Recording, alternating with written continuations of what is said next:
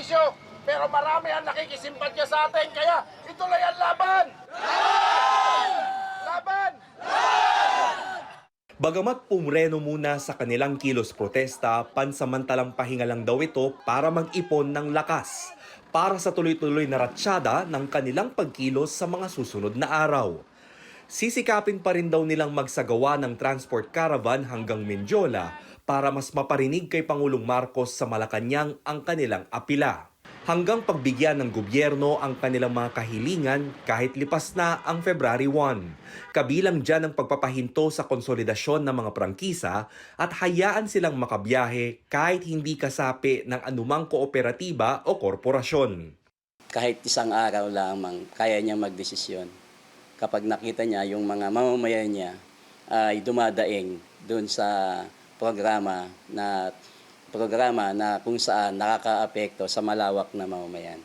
Plano rin nilang magdaos ng programa sa harap ng Korte Suprema upang hilingin sa mga mahistrado na katigan ng petisyon ng piston na itigil ang Public Utility Vehicle Modernization Program. Umaapila rin silang mabigyan ng kaukulang permit na magprotesta para di na maulit ang nangyaring pagpigil sa kanilang mga hanay kahapon.